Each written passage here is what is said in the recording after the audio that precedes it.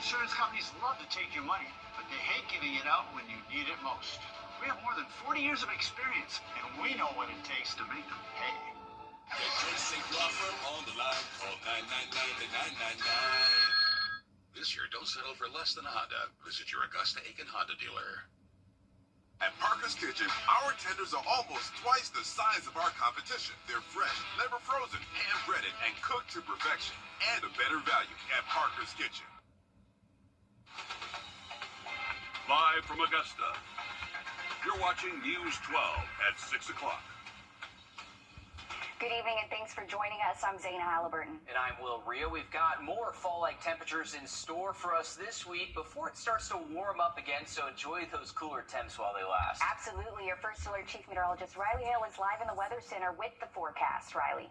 Yeah, guys, this has been a nice little fake fall cool down for us. Over the last couple of weeks, it's actually been an extended cool down. Take a look at this. Our low temperatures over the last at least the last week and a half, have been several degrees below average. And this morning, we actually got all the way down to 59 degrees. And I think we got a good chance of seeing low temps close to that number again by early tomorrow morning. So definitely a good change of pace of the long summer nights that we've had here over the last couple of months, down only into the low 70s, the 60s, and even 50s this morning. Have felt very nice. We are going to see those temperatures start climbing up, though, especially as we head towards Friday, Saturday, and Sunday. We'll start to get those morning temps back up closer to average, which is around 69 degrees for this time of year. So enjoy that cooler morning again out there tomorrow. Tomorrow afternoon, we're expecting highs several degrees below average, mid-80s, but we're expecting 90s later into the week. We'll have a look at that in just a bit. Thanks, Riley. In just a few weeks, we mark 1 year since Hurricane Helene swept through our area, taking the lives of more than 24 people all across the area. In Augusta, 7 people lost their lives, and now Augusta leaders just took the first step towards memorializing their names forever. Your Sydney Hood joins us live now from Augusta Municipal Building, where today's commission meeting wrapped up this afternoon. And Sydney, walk us through how this memorial will take shape. Behind these 7 names are 7 families. And for these 7 families, Helene left a heartbreak that will never heal. The goal of this memorial is to honor those lives and remember. Heroes Overlook holds more than a view. Here, the city pauses to remember, and Augusta is considering another memorial here, making this the place where the names and lives lost to Hurricane Helene are in Augusta forever. Not a single day that I think about everybody that's on that list. I know their names, I see their faces, I know their stories. 7 lives lost during Hurricane Helene. 7 families changed forever. 7 stories Augusta will never forget. They were contributors to our city. You know, they were artists. One was I want to call her a master gardener who gave back to some of our nonprofits. It was a father and a grandfather. It was another lady by the name of Andrea Warmer who didn't have to live in Augusta, Richmond County, but she decided to be closer to her son. So all of them have a story, all of them have a legacy, and I'm beyond elated that we're going to continue to honor them. Nothing will ever ease the pain of Hurricane Helene, but a memorial here could ensure Augusta's promise to remember. You need to know who these individuals were, because all of them were residents of Augusta, Richmond County. All of them have a story to tell. All of them, in their unique way, contributed to the fabric of this community. Mayor Johnson says this memorial will be dedicated on September 27th, which is the 1-year anniversary of Hurricane Helene. And it's just crazy to think that we're just now in that month, about to hit that 1-year anniversary. It's nice to see the city remembering those lives that will always be remembered, a day that impacted so many of us. Something we will truly never forget. Thank you for that, Sydney. Switching gears here, taking a live look now over downtown Augusta, where the Broad Street construction project reaches its next phase. Paving, detours, slowdowns, and traffic patterns will become the new normal over the next several months as Augusta's main thoroughfare gets this pave work done. And even beyond that, this project is set to last through 2028, and this paving is only the beginning. Your Gunter Schroeder joins us live now from Broad Street. Gunter, the downside of this project is that it disrupts a lot of downtown life. Yeah, we're here at the first steps of a project to revitalize and redo Broad Street from 15th Street all the way down to Sandbar Ferry Road. Now, a construction spokesperson told me earlier today that the construction is expected to last till about near the end of 2028. And along the way, they hope to repave the roads, redo the curbs and gutters, and refurbish the medians. Now, many business owners we spoke to on Broad Street today told me that they're excited about what the finished project will look like down the road, but they're still uninformed largely about what all this construction will bring them in the near future. The first part of a 3-year road project got underway Tuesday with an end goal of creating a more vibrant and accessible downtown. But some businesses near construction expect to have no parking access in the weeks to come and little time to react. You talk to 5 different people, you get 5 different answers. It will be challenging. It'll be challenging for all of our team members here at Kendrick. It'll be challenging for our customers and all of our vendors, from tow trucks, parts deliveries. That will become a challenge. Down near 12th Street and beyond, others also aren't sure when the construction will reach them. And with events like Arts in the Heart and Ironman in the next few weeks, potential construction is an obstacle businesses hope they won't have to navigate. Some businesses are going to have a struggle to get through this period, and while it's disheartening in the short term, I'm just really hoping that the county will take it step by step, accomplish things in small chunks rather than tear everything out at once and then slowly rebuild. But even though the project is lengthy, business owners see the potential a revitalization has to offer. And we may have a rough year or two as the construction just progresses, but hopefully they'll come back and see a finished project and want to bring friends and family back to our area. Spokespeople also told me that lane closures are expected from 12th Street down to Sandbar Ferry Road instead of the full road closures you'll see from 15th to 13th Street that are already underway. Now, that is a good sign for businesses, but now their main message to the city: keep us informed.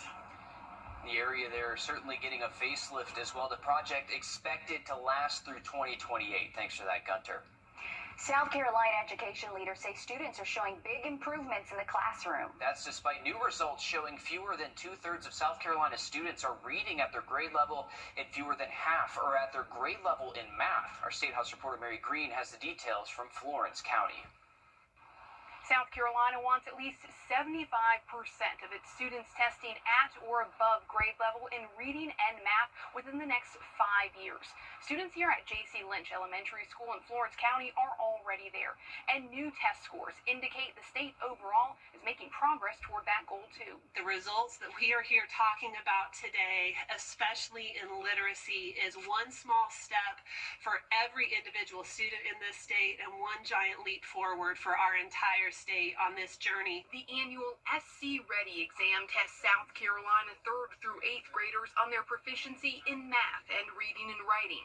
Reading scores statewide across all grades jumped 6 points from last year to this year, with nearly 60% of students overall reading at or above their grade level. Math scores also rose by over 1.5 points from last year, though still more than half of students are behind their grade level. We are really struggling in math as a state, and not just here in South Carolina. This is something that is happening across the country. The same strategies that we have been using for reading, we are now turning and applying to this math work through what we're calling the Palmetto Math Project. While both categories show improvement, they are still a ways off from the statewide goal of 3/4 of all students testing at or above their grade level in both subjects by 2030. State Superintendent Ellen Weaver chose to unveil this year's scores at J.C. Lynch Elementary School in Florence County, where students saw tremendous improvements from the year before. These schools that are beating the odds across the state, it all starts with a great principal, strong principal leadership that is focused on instruction in the classroom and on supporting their teachers with the tools and resources that they need to be successful. Weaver also credits a change in instruction the state implemented a few years ago to the jump in reading scores. South Carolina schools are now taking a similar approach with math, with millions of dollars in state funding going toward it. Reporting in Florence County, I'm Mary Green. And we have a link on our website, wrdw.com, where you can look up your child's school district scores. You can even look at an individual school scores and how each grade level performed. Riley? Well, heading later into the week, we're expecting temperatures to jump back above average, and it could stick around through the weekend. We'll have a look at those hot highs heading our way in just a second. And still ahead, your Nick Proto is taking us to another new restaurant you'll want to check out, especially if you've been wanting to try or have been craving Thai food. That's next. Dive and Tip, brought to you by your First Alert weather team. The News 1226 First Alert Radar Net. With up to 10 times the resolution of other local radars and technology that can pinpoint right down to your street. First just got faster. Create an oasis in your own backyard. Chef's store, baby.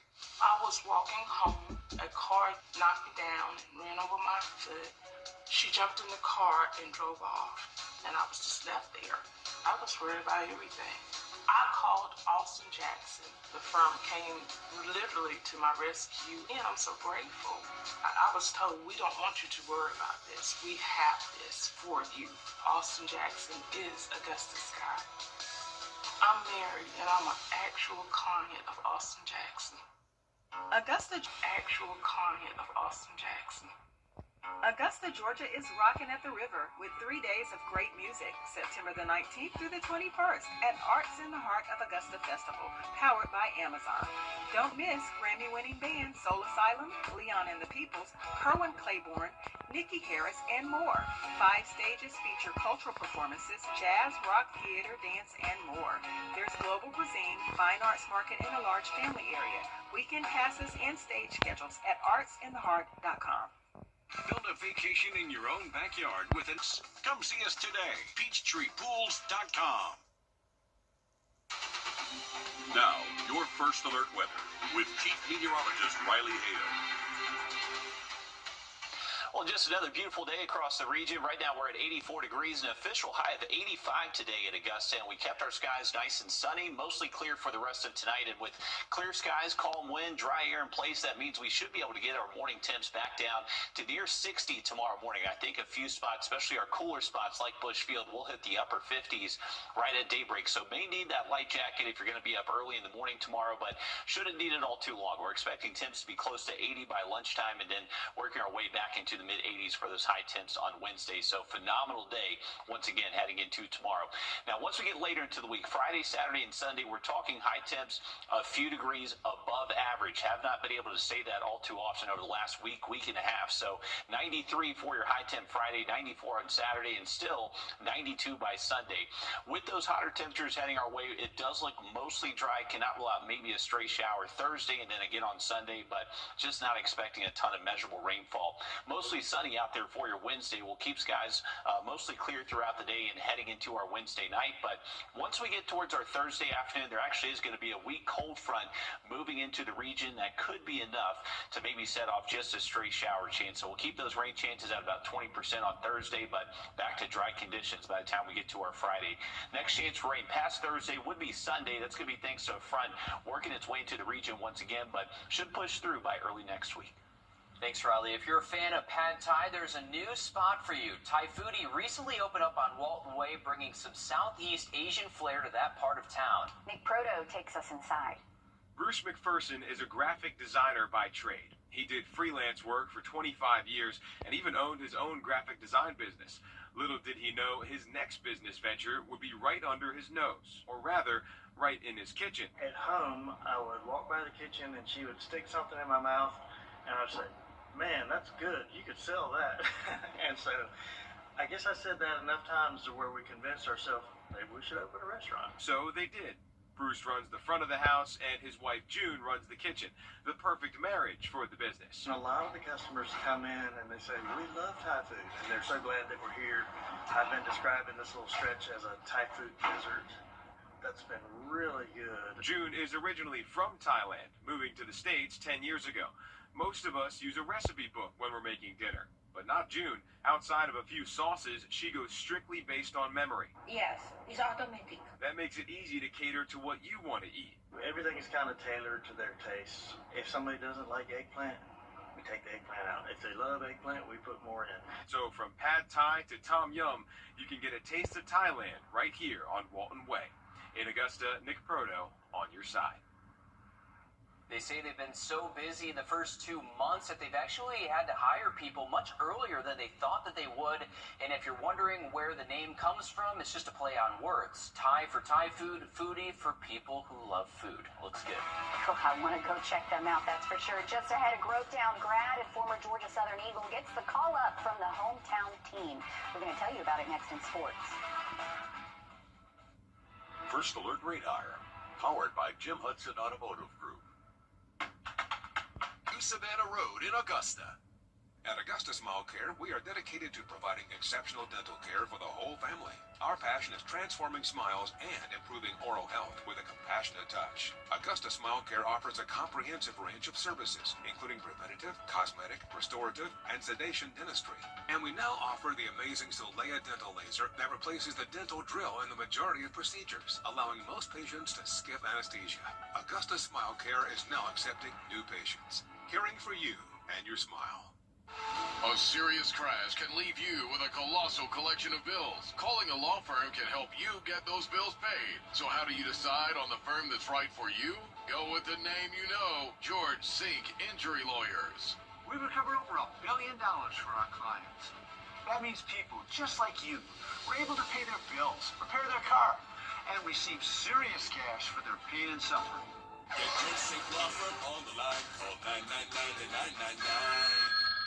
Is the look of your kitchen leaving you depressed? Don't stress. Call Southern Swag. The pros at Southern Swag can repaint your cabinets, giving your kitchen a whole new look. They will remove your cabinet doors, prep, repaint, and reinstall, with most jobs starting as low as $23.95. And the best part is, they will work around you, so you can still use your kitchen.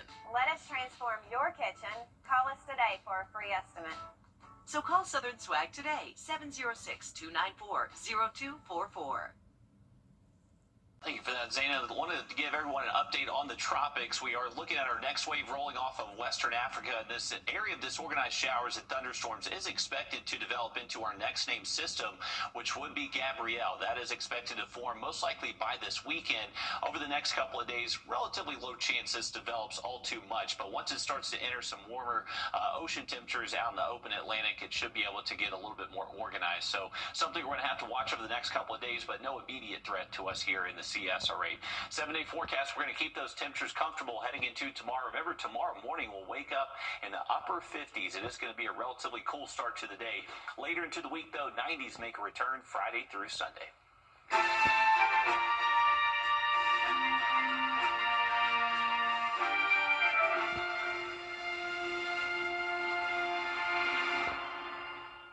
As we count down to America's 250th birthday, we're taking a look at what makes us uniquely American. And this week, your First Alert meteorologist Malik Bryan takes us to Wilkes County, where the town of Washington has a deep-rooted history you might not know about. This is where Jefferson Davis would meet with his small cabinet for the last time and end the Confederacy. This is where one of the few patriot victories of the entire Revolutionary War in the South would be won. This is history, and this ain't Savannah. This is Washington, Georgia. Washington, Georgia is located in Wilkes County. Not to be confused with Washington County, where Sandersville is the county seat, of course. I sat down with local expert Robert Skeet Willingham to talk about them. Exactly 152 years ago this month, the ceded lands project essentially was begun. The original Wilkes County ceded lands went from essentially, I always laugh, I say it went from I-20 to Athens to Lake Hartwell. And that is how Wilkes County became one of Georgia's original counties. But as the War for Independence raged on, Loyalist troops on the way to Augusta would encounter Patriot resistance. The Patriots' goal? Keep the lobster backs from reaching Augusta. Battle of Kettle Creek happened on February 14, 1779, between about 700 British Tories or Loyalists and 297 Patriots from Georgia and South Carolina. It was a great Patriot victory. It's the only victory in the Revolutionary War in Georgia, so it makes it very important, and it just put a hole into Cornwallis's big Southern campaign push, thinking he would have lots of loyalists in the South, and if he could win the South, he could win the war. Well, this was his first defeat. No Civil War battles occurred nearby, but that does not mean Washington was quiet.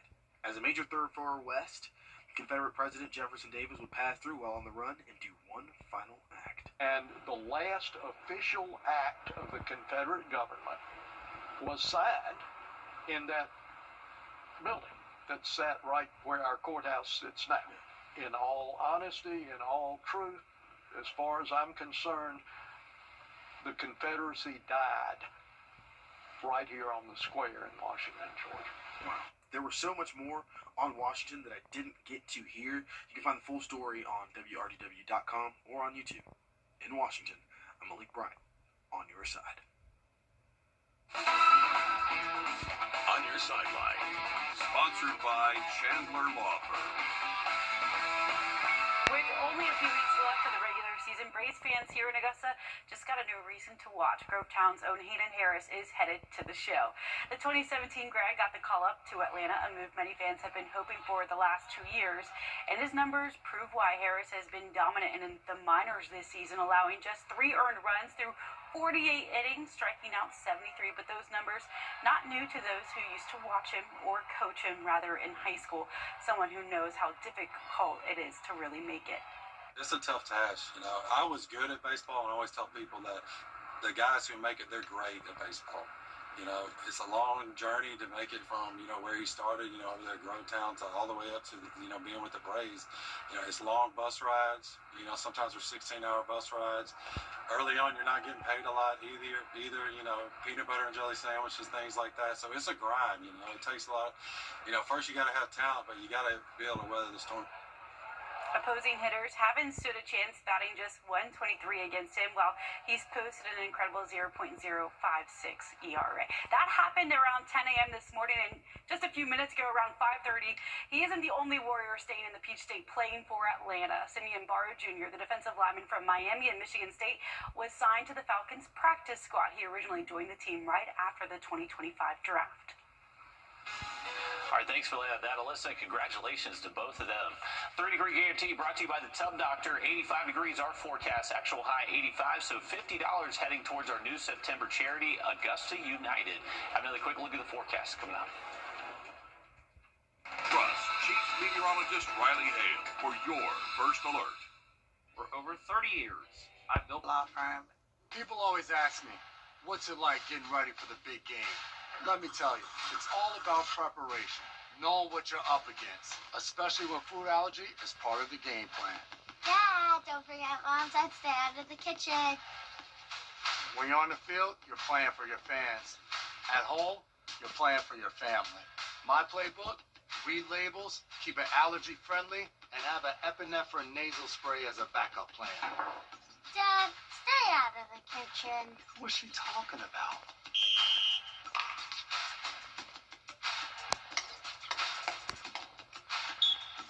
No mercy. Yeah! In your face, Doc! That's the kitchen, Jason. Kitchen violation. Classic rookie move. I tried to tell him, but he didn't listen to me. Because when my family's safe from food allergens, that's the real victory.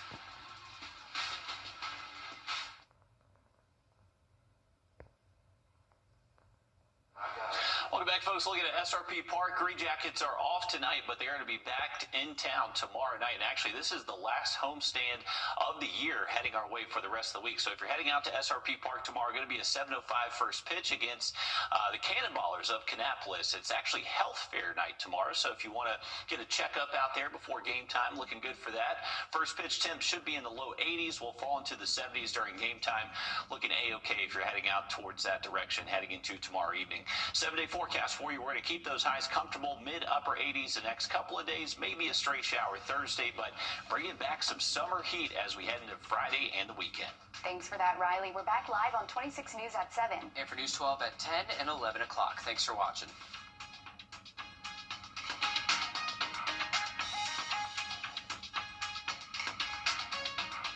America, this is what you're about.